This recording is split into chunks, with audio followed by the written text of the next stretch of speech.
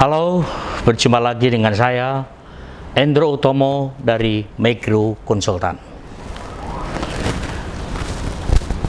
Pada kesempatan ini, saya akan menyampaikan ada beberapa hal yang terkait bagaimana cara mengelola bisnis bengkel secara profesional.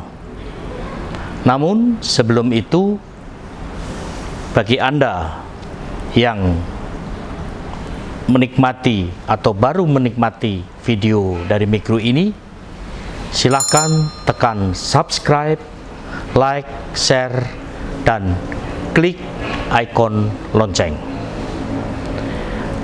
Salam oke, men-men.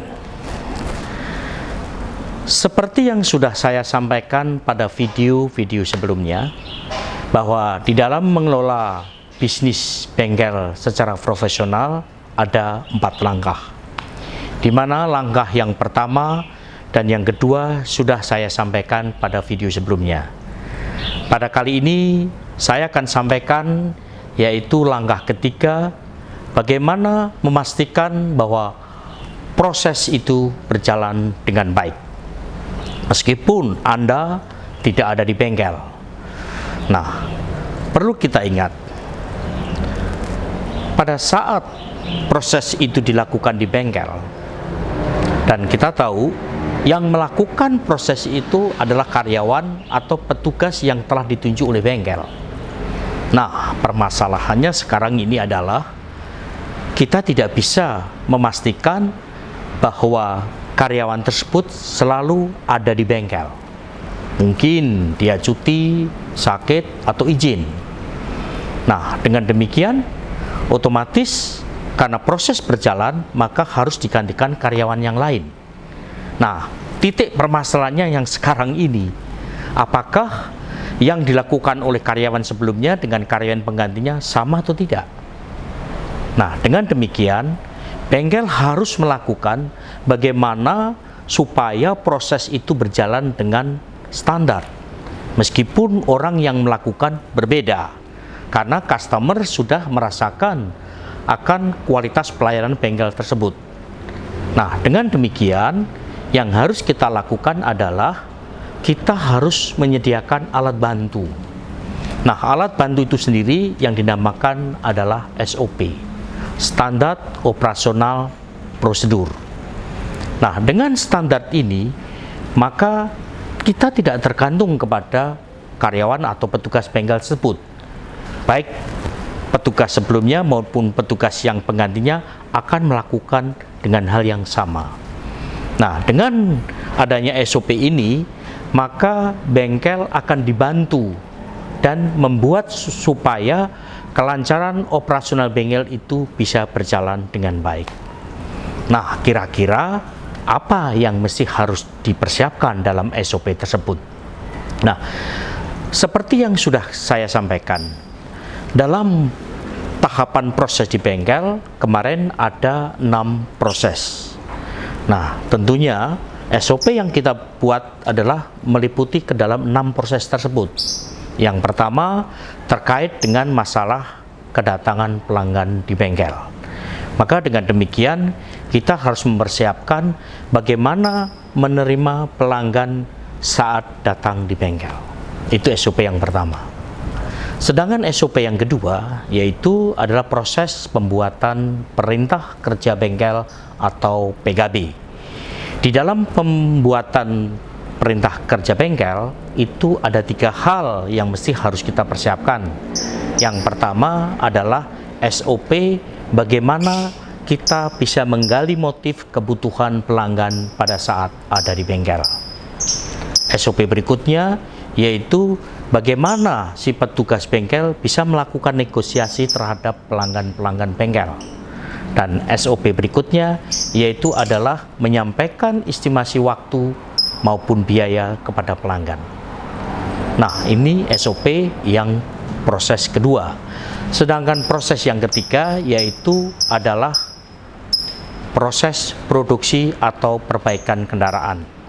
Nah, di dalam proses perbaikan kendaraan ini ada 4 yang harus kita persiapkan. Yang pertama yaitu terkait dengan distribusi pekerjaan mekanik yang sesuai dengan skill level dan tingkat kerusakan daripada perbaikan kendaraan tersebut. Yang kedua tentunya terkait dengan SOP pada waktu melakukan penggantian suku cadang. Dan SOP berikutnya yaitu update status progres kendaraan kepada pelanggan dan kemungkinan apabila ada tambahan pekerjaan. Dan proses yang berikutnya yaitu proses pengecekan terakhir. Ini adalah untuk proses perbaikan kendaraan. Sedangkan proses yang keempat yaitu terkait dengan proses administrasi, di mana untuk proses administrasi itu sendiri yaitu dibagi pada saat melakukan pencetakan kwitansi servis, dan yang tidak kalah pentingnya adalah pada saat si kasir menerima pembayaran dari pelanggan. Nah, sedangkan SOP yang berikutnya yaitu SOP penyerahan kendaraan pelanggan. Nah, di dalam penyerahan kendaraan pelanggan ini menjadi hal yang sangat krusial, karena pada saat kita melakukan penyerahan kendaraan, bahwa petugas bengkel itu pun harus bisa menjadi seperti seorang konsultan. Artinya dia memberikan pemahaman tentang hak dan kewajiban apa yang mesti dilakukan oleh bengkel ataupun kepada pelanggan. Ada hal-hal yang tidak boleh dilakukan oleh pelanggan untuk menjamin supaya kendaraannya tetap dalam keadaan kondisi prima. Nah, yang terakhir setelah penyerahan kendaraan yaitu tambahannya adalah SOP follow up, yaitu melakukan follow up kepada pelanggan setelah kendaraan meninggalkan bengkel kurang lebih sekitar 3 hari. Nah, maka dengan demikian, meskipun karyawan satu yang sebelumnya tidak ada di tempat, maka akan bisa digantikan oleh karyawan yang berikutnya, karena karyawan berikutnya sudah mengikuti alur proses yang sudah tertera dan tertulis di dalam standar operasional prosedur. Nah, selain itu, dengan bengkel menerapkan SOP, selain memastikan kelancaran daripada operasional kegiatan bengkel, bengkel akan mendapatkan 5 keuntungan. Yang pertama, dengan menjalankan SOP itu, maka akan meningkatkan nama baik bengkel. Nah, karena apa? Karena dengan SOP itu, otomatis karyawan akan melakukan sesuai apa yang ditulis di dalam SOP tersebut. Nah, dengan perbaikan yang sesuai dengan SOP, maka kinerja bengkel akan naik. Dengan kinerja bengkel akan naik, maka kualitas pun akan naik. Maka dengan demikian, customer akan merasa nyaman. Walaupun mobil ditinggal, dia tidak perlu takut karena sudah standar yang sudah dilakukan. Nah, dengan demikian, maka pelanggan akan balik lagi, ya, karena mengingatkan bahwa bengkel di sini sudah standar. Dan yang jauh lebih penting lagi, yaitu bahwa masyarakat sekelilingnya pun pasti ingin bekerja di bengkel pada saat bengkel itu membutuhkan karyawan.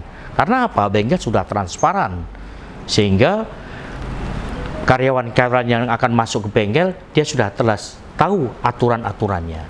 Maka dengan demikian, bengkel tidak akan kesulitan pada saat membutuhkan karyawan. Itu keuntungan yang pertama. Keuntungan yang kedua, dengan SOP dilakukan di bengkel, maka akan menaikkan akuntabilitas. Jadi pertanggungjawabannya akan naik. Kenapa? Dengan adanya SOP yang setelah ditulis itu, maka karyawan akan melakukan pekerjaan sesuai dengan SOP, sesuai dengan tugas dan tanggung jawabnya masing-masing. Mereka akan fokus kepada pekerjaan tersebut, dan dia tidak akan melakukan pekerjaan-pekerjaan yang lain yang memang tidak terkait dengan pekerjaannya.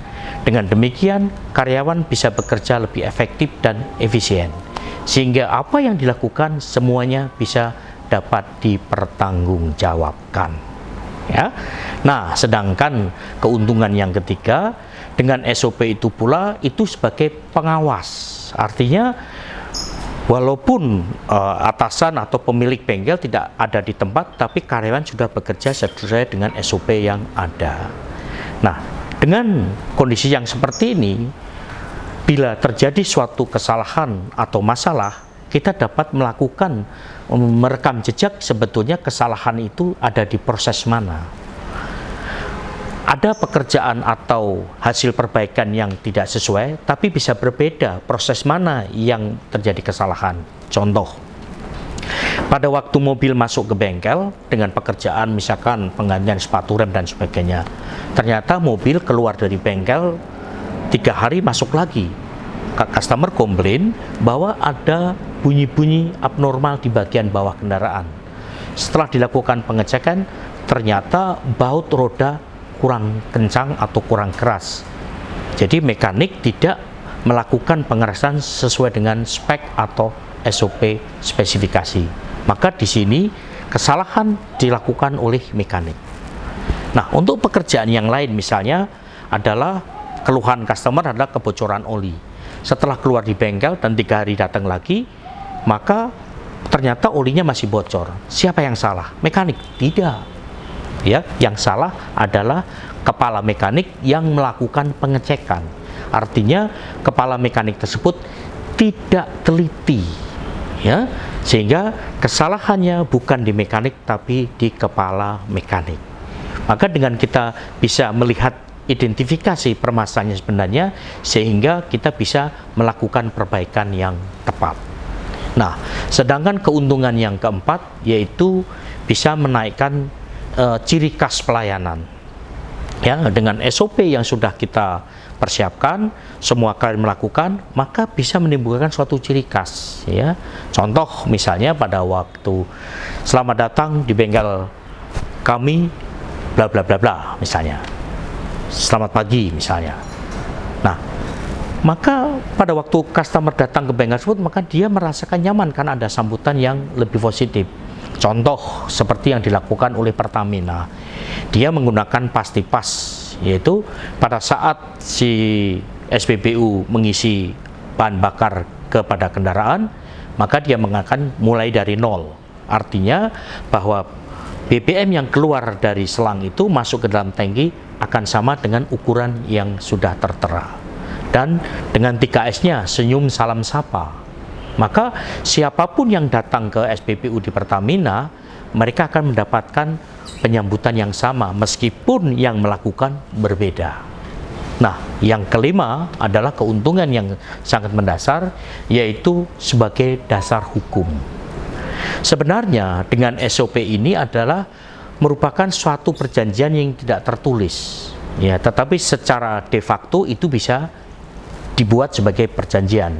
Misalnya contoh, pada waktu pengisian oli mesin di dalam kendaraan, di dalam spek ternyata harus diisi sekitar 4 liter, tapi ternyata diisi tidak 4 liter, sehingga pada waktu customer melakukan pengecekan, loh kok olinya sudah kurang, padahal baru diganti, maka customer bisa menuntut kepada bengkel bahwa tidak sesuai dengan spek yang telah dijanjikan oleh bengkel. Nah, dengan demikian dasar hukumnya jelas bahwa apa yang dilakukan oleh bengkel tidak sesuai dengan spek atau standar operasional prosedur. Nah, begitu pula buat karyawan, artinya bengkel tidak perlu bingung untuk melihat daripada kinerja pada karyawan. Apabila karyawan melanggar aturan yang sudah ada, maka bengkel dengan mudah mengeluarkan surat peringatan, atau bahkan kalau memang itu pelanggaran berat bisa mengeluarkan. Ya, demikian yang saya sampaikan.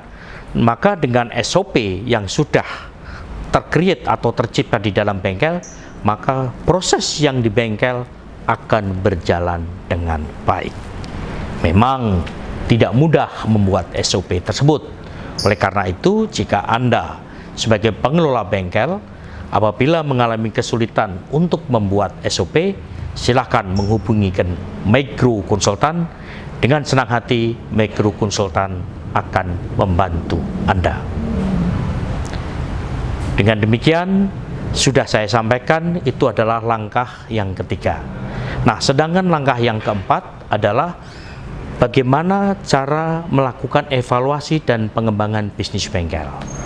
Ya, nanti akan saya sampaikan untuk video berikutnya. Sekarang kita sampai ke langkah ketiga, Mudah-mudahan ini sudah bisa membuka cakrawala teman-teman semua bagaimana cara memulai mengelola bisnis bengkel secara profesional. Demikian yang saya sampaikan, dan jika dirasa bahwa video ini berguna bagi Anda, silakan bagikan kepada saudara-saudara dan teman-teman Anda.